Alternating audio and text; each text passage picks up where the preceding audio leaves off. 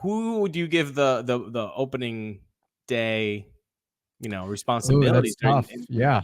I mean, it's hard to give it to, I think Shane McClanahan by the end of the season, again, assuming health, will end up being the top dog. But I feel like it's sort of did you earn it the previous season? Yes. And maybe it does have to be Pepio in that case.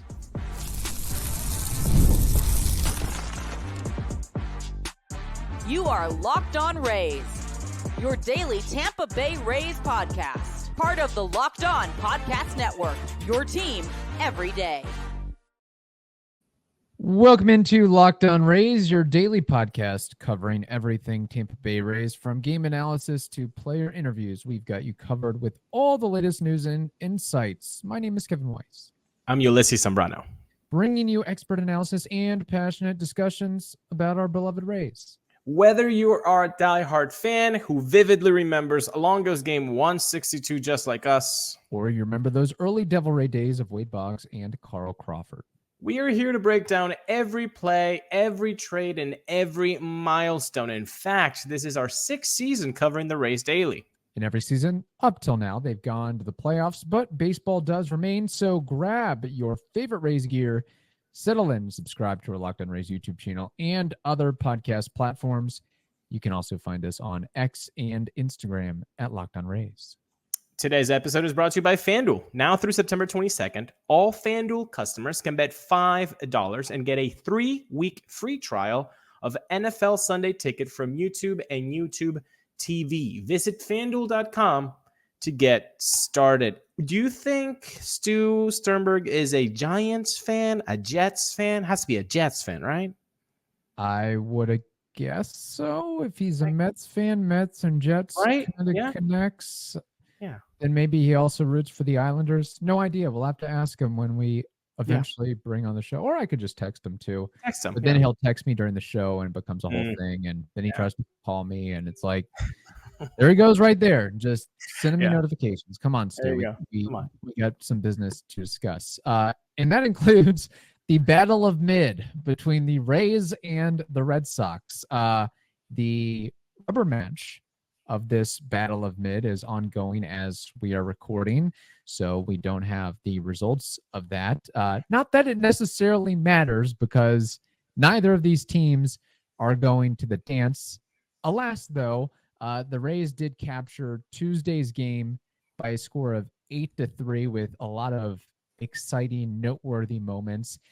And then they return back to earth and lose Wednesday's game 2-1 in very Raisin fashion, as they waste an, if I may say so, immaculate start from Ryan Pepio because there wasn't enough offense to go around. These two games is the race season. Yes. You pop off, you become an offensive powerhouse for a game, and then your pitching staff goes, hey, we're going to give you 2. We're going to let in 2 runs. Can you guys win it for us? And the offense goes, yeah, we forgot how to do that, so we're just going to give you 1 run. And Pepio's like, look, I'm going to strike out people and have a 9-pitch outing, an immaculate inning, and you guys can take it over from there. Nope, didn't happen. Nope, that wasn't the case. But Pepio, Wednesday's game, career best start, 12 strikeouts, including the rare immaculate inning, becoming the 4th Ray to do that, joining Rafael Soriano in 2010, Brad Boxberger in 2014, and Jose Alvarado 2017. Interesting that those are all relievers. I would imagine it's much more difficult to nab an immaculate inning as a starter, but it was a case of Pepio mostly throwing fastballs and then mixing in some changeups. But the fastball location, command and control was on point. He wants it high, he's going to locate it high. He wants it on the corner, he's going to locate it on the corner. North, south, east, west, he had that thing pumping. I don't understand how people can watch Ryan Pepio pitch and do stuff like this and go, yeah, he's at best a number 3, number 4 starter. Yeah. I don't buy that at all. I think Pepio is top of the rotation type stuff. Like, he maybe not a 1, but I would be very unsurprised if he was our number 2 in the future. Like, I understand Tosh Bradley, I understand Shane McClanahan, but like, this guy also has a lot of talent, and when that fastball is working and that changeup, it's deadly, bro. Yeah, it really is, because, and then he works in the cutter as well to throw hitters off, where you have the fastball and the changeup kind of tailing in the same direction, although he really gets the changeup more down in the zone, but the cutter is going in a different direction, and he's able to mix and match that pretty well. And based on a really good outing from Shane Baz on Tuesday, 7 innings, 2 earned runs, 1 walk, 6 strikeouts, not quite as impressive as Pepio, but still something that we can look forward to and picture going forward in the future. If both these guys can stay healthy at 27 and 25 years old, respectively, next year's rotation, assuming health, shapes up to be pretty dandy. And I guess maybe one of the questions is going forward of, who is your number 2? Who is your number 3? Do you go with Shane Baz before Pepio? Do you go with Pepio before Shane Baz? Maybe that's something to be worked out.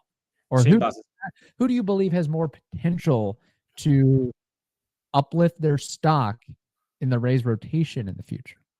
By the way, yeah, Shane Baz also pitched amazing this week too, and he's just been really solid this whole season. And we've noted that. I think either a week ago or 2 weeks ago, we did like a little deep dive on him and the forcing fastball and all that. But you look at 2025, because if you're a Rays fan, you might as well. And you got Shane, Bradley, Pepio. That's a lot of other organizations would take any of those guys and put them as their number 1 and be happy. And so you've got Shane, Bradley, Pepio, and then for your 5th one, what do you got? Rasmussen, Springs, Littell? Like, it's, again, the 2025 rotation is going to be sick. Now, let's keep in mind, Springs, they're going to watch his innings. McClanahan, they're going to watch his innings. Rasmussen, if he comes back into the rotation, obviously going to watch his innings.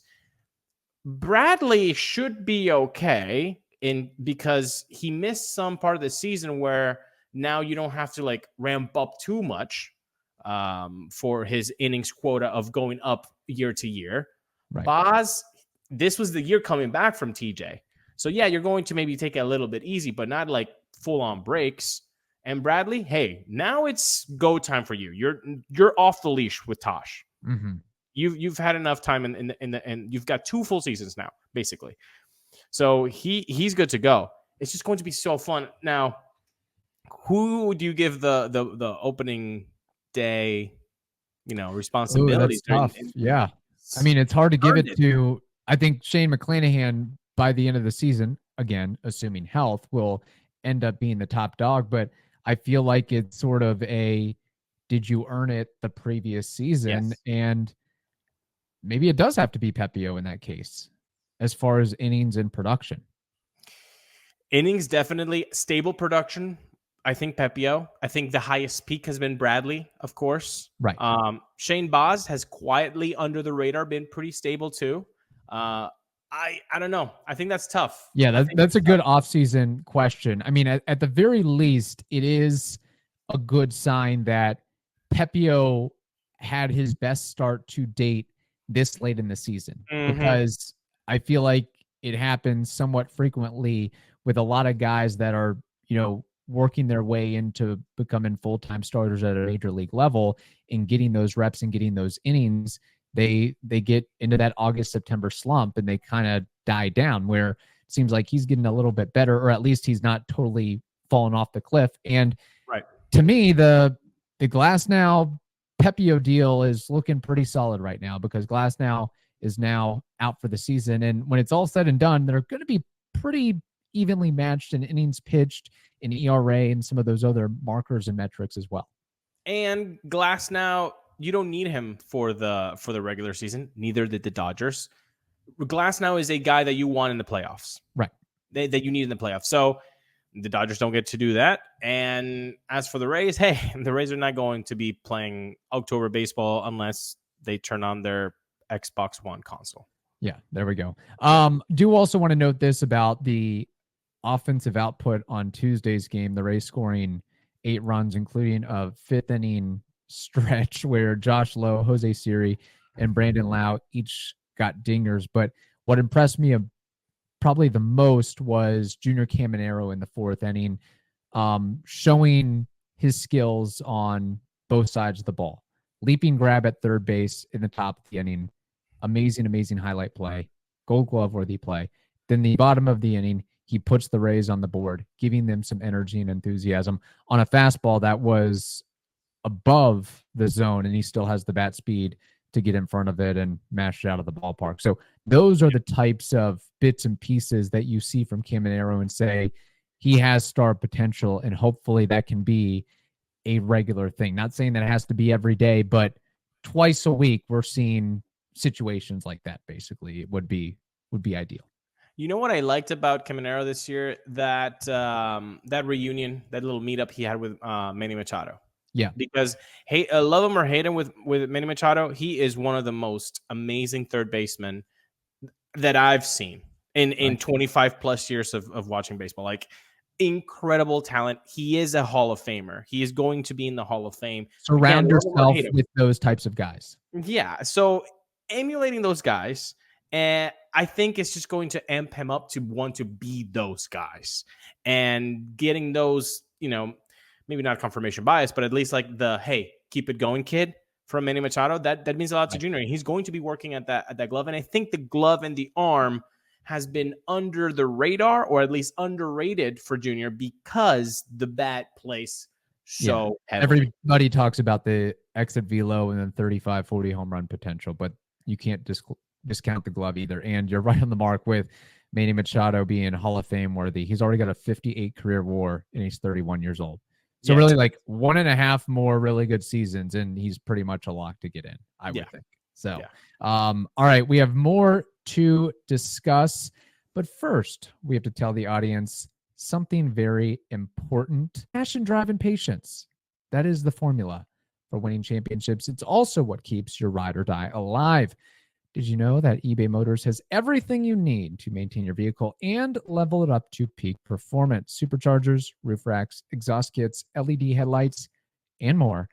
Whether you're into speed, power, or style, eBay Motors has you covered. And with over 122 million parts for your number one ride or die, you'll always find exactly what you're looking for with eBay Guaranteed Fit. As well, your part is guaranteed to fit your ride every time, or your money is returned to you, because with eBay Motors, you're burning rubber and not cash. With all the parts you need at the prices you want, it is easy to make your car the MVP and bring home huge wins. Keep your ride or die alive at ebaymotors.com. Eligible items only. Exclusions do apply. eBay Guaranteed Fit is only available to U.S. customers. All right. Now, believe it or not, and correct me if my math is correct here, this upcoming series is the final home series at the Trop in 2024 against the Blue Jays. Yes, it is. I was about to tell you, hey, if it's a lot of math, I do math my whole day, so it's too late for actual math. But yes, I got that. And yes, it is the last one, last 3 games. That's it, folks. I guess it's the battle of mid versus the battle of bad. Although, I mean, the Blue Jays aren't that much worse than the Rays, although they are dead last in the AL East. Although, for the sake of argument, I would say that a team with a payroll of $215 to $230 million to be in the position they're in with the expectations that were levied upon them. I know there's been a lot of injury and underperformance and other things going on in the clubhouse as well. That is not very good bang for your buck. At least the Rays are getting to around 500 with a payroll, I don't know, a third of that. So we have that going for us, I guess. Yeah, exactly. If we were to get a trophy for that type of category, the Rays would be raking it in, of course. Okay, so we were talking about the Bo Bichette thing and like if he's a one-stop thing. Okay. You mentioned something off air that kind of brought the same thing that I wanted to talk about yesterday with our buddy Evan. Okay. The Jays bullpen, because of injury and underperformance, they've blown 21 saves. You said that. Pete Fairbanks is an incredible closer.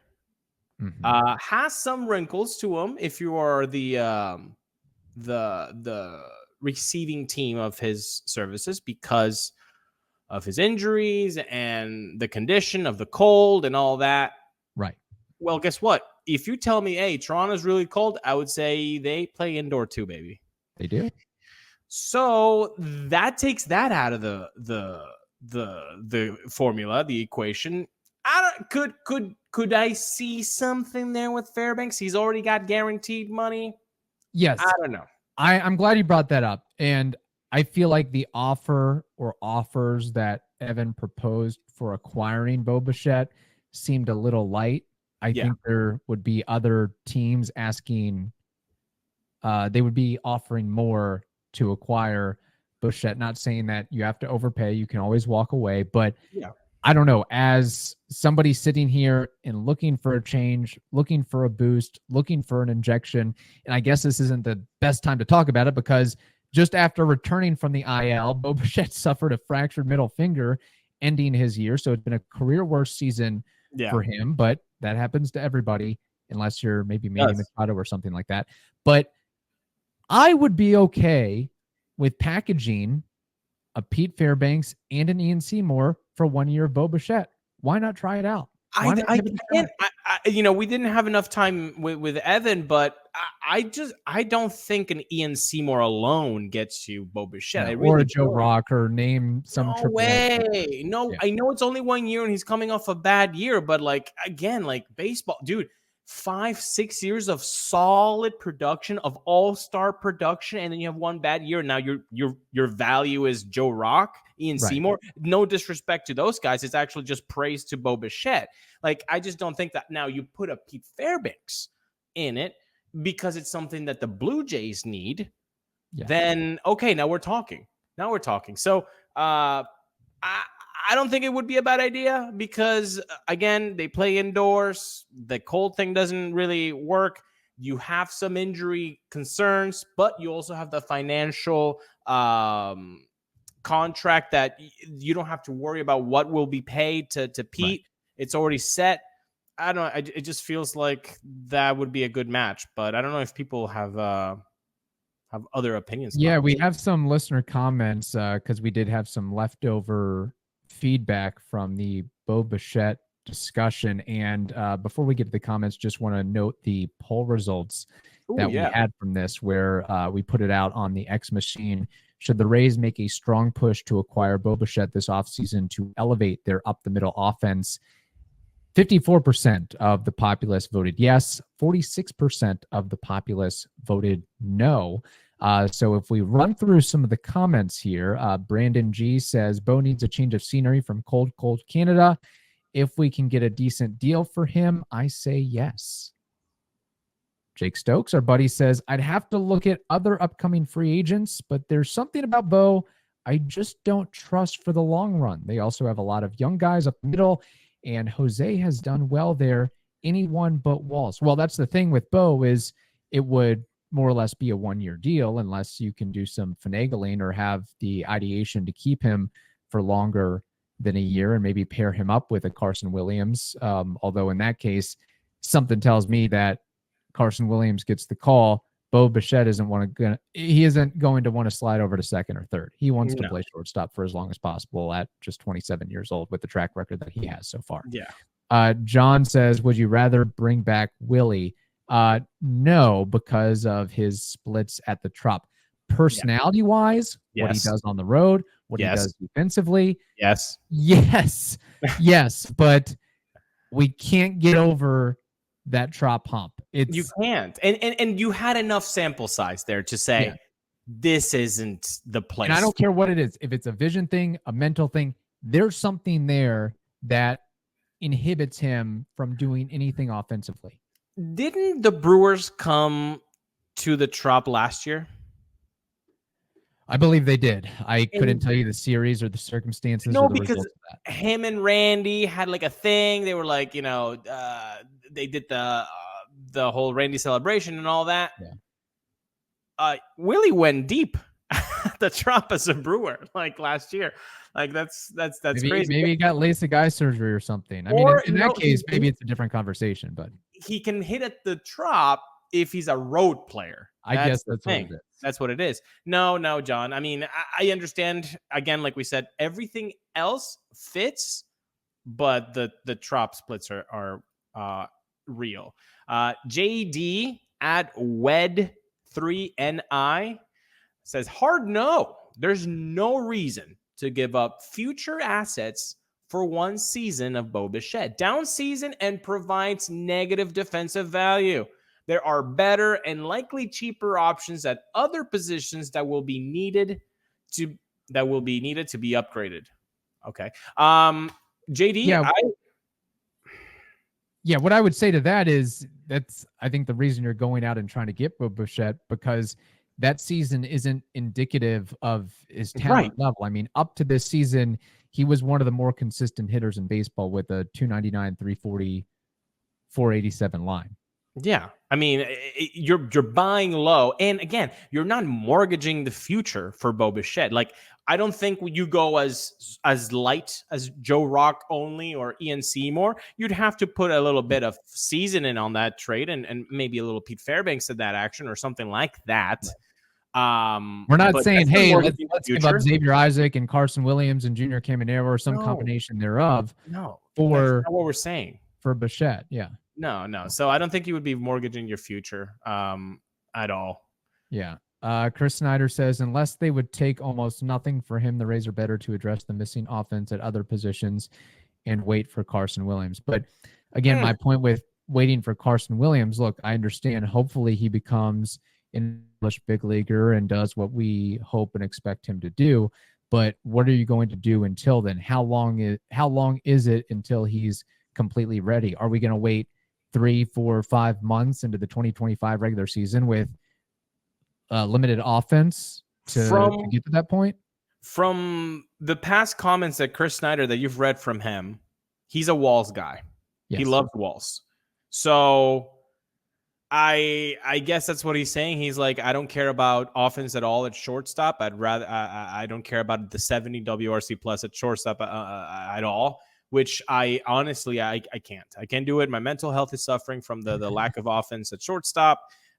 Don't even get me started on the catching position that we saw this year with Alex Jackson. That was rough. And left field, Randy's underperformance plus, what has happened later. DeLuca has shown flashes of being really good, and the last month or so, his splits have gotten a little bit better. His overall line has gotten better. But then you have to get better there. You have to get better in left field. So then what are you saying, Chris? Are you saying that you don't want to see a lot of Richie Palacios and Johnny DeLuca at left field? Or you're saying, oh, well, let's go get a hitting catcher? Well, there's not a lot of those guys either. So then the black hole at shortstop has to be addressed. It has to be addressed. Yes, it does. We have a couple more comments as well. Rays fan Nick says, no, Rays should move left center to right center wall in 5. Oh, they should move the wall in 5 to 10 feet. That will help Junior, Aranda, Bilal, Josh Lowe, Yandy, and Wander. Wander will be back before they go after Bo. Okay, that is the hottest take ever. Wander's never playing another down for the Rays or anybody likely for that. Wander isn't stepping in any MLB stadium.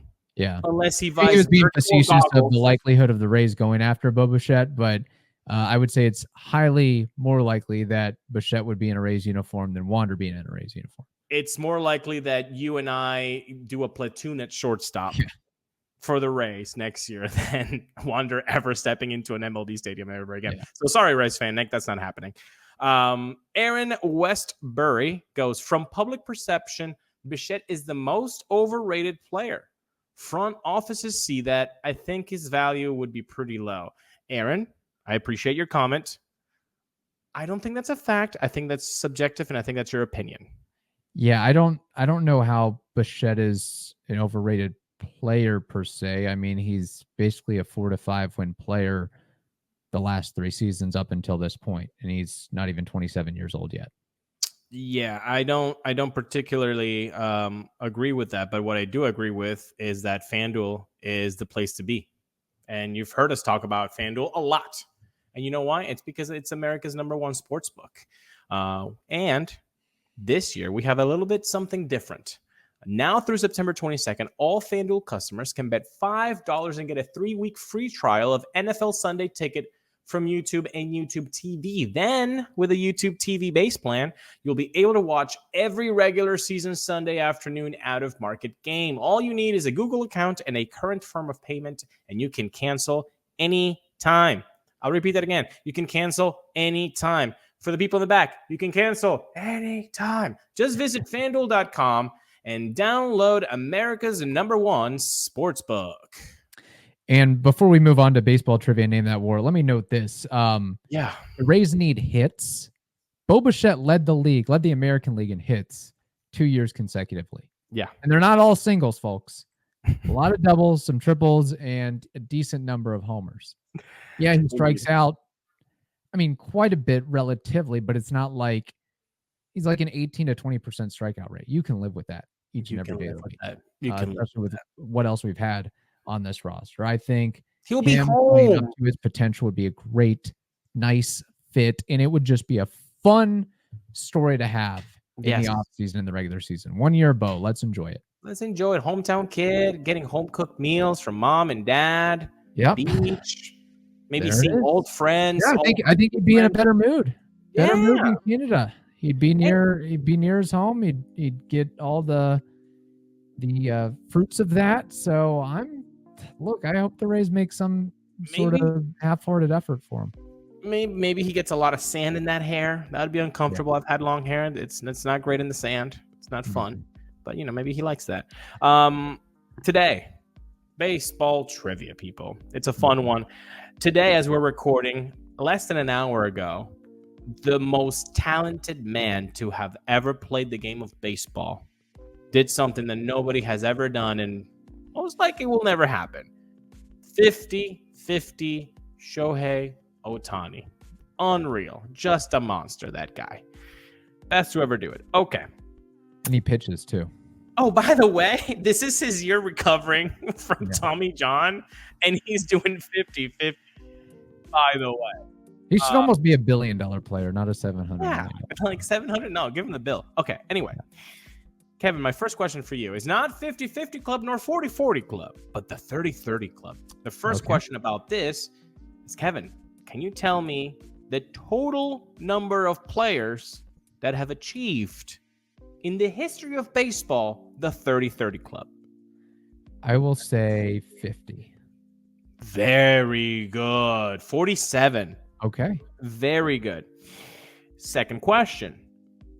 How many players have reached the 30-30 club and gone on to be elected into the Hall of Fame? Out of those 47, how many have gone on to be elected to the Hall of Fame? I would at least cut that in half. I'll say 20. Strike one. Okay. Hot or cold? Way cold, way too generous. Oh, okay. 10. Strike two. Too cold. 13. Way better, but still high. 15. No, I'm saying like you were too. Oh, I was high too still. high. Yeah. Okay. 6. Yeah, right on the money. 6. All right. 6 players in the 30-30 club went to be elected into the Hall of Fame. Last question. You know it.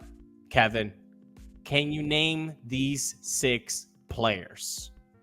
The 6 30-30 players in the Hall of Fame. Correct. Are these like old school guys that I've never watched or mix and match? These are names that if you are a baseball fan, and boy are you, Kevin, you know these guys, all of them, even the ones that were in black and white video. Okay. Ken Griffey Jr. Strike one on this question. Roberto Alomar. I don't even know if he's in the Hall of Fame. Strike two. This is tougher than I thought. I will give you a hint because you have two strikes.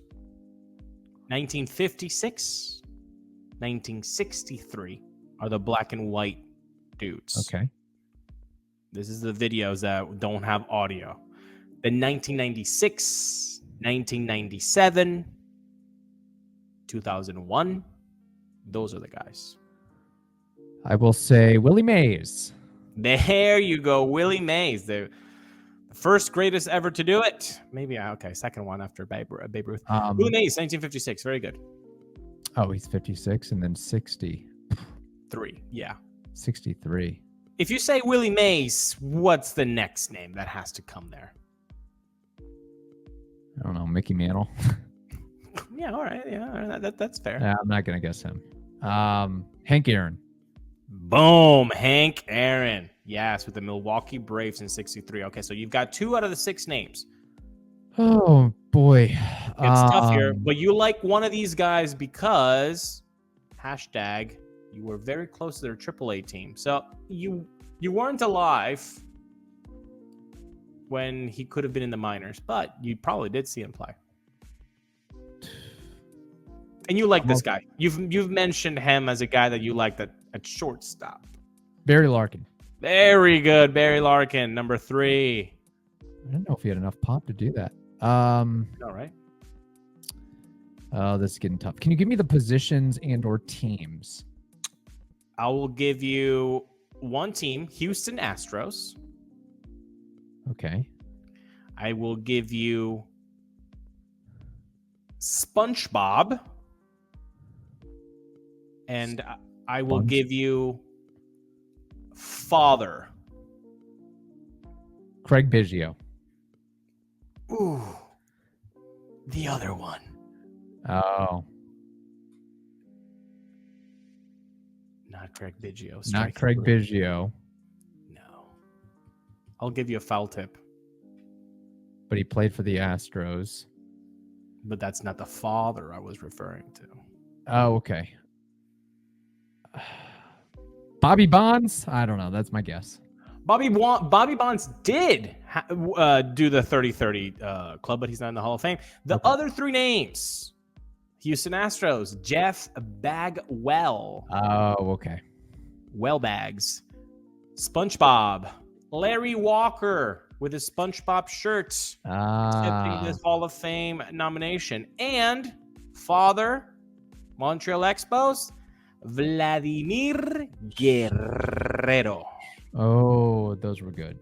Yeah. I should have thought of those. Those are the 6 guys. How about that? Great question. Great trivia question.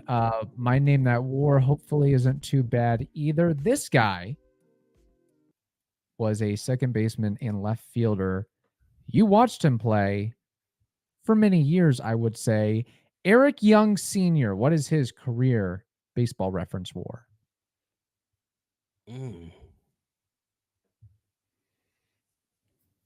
Eric Young Sr. He might be the first father-son duo I remember. Yeah. Like watching both, you know? Right. Eric Young Sr. Off the hip, babes. Over the, let's see, 15, probably a 2, carry the 1 times 7 divided by 14. I'm going to go with 16 WAR. Okay.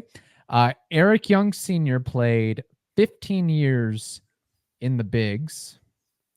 He was a one-time All-Star, one-time Silver Slugger. Don't know how that happened, but he had 1,731 hits, 79 homers, 283 career batting average, almost 1,000 runs, 465 stolen bases. Wow. OPS of 749, OPS plus of 92. What I really like about him is that the most he struck out in a single season was 54 times. This is what I'm hoping we can get from Chandler Simpson. Is that his name? Yep, that is his name. Oh my gosh. Yeah. Got a brain freeze right It's there. late, people. Okay, it's late. Minus the home runs, I'm looking for the hits, the stolen bases, the on-base percentage, and the runs scored. And Eric Young Sr. had that in spades. His career WAR 16. playing for like 7 different teams was very close to what you guessed, 18.8. Let's go, baby. Not bad. Good for you. Oh, good for it's you. Because I'm wearing my Bucks shirt. They're going 3-0, baby. There we go. Maybe, who are they playing this weekend? Who are they playing this weekend? Okay, yeah, me either. Yeah, I don't know. I'll find out when I Google it on Sunday. There you go. Hope you all enjoyed. Again, the MO of trivia is for you to play along at home while you're watching on YouTube or listening in your cars. So try to keep going with that. In the meantime, hope you all have a wonderful day. Stay safe, and we will talk to you next week.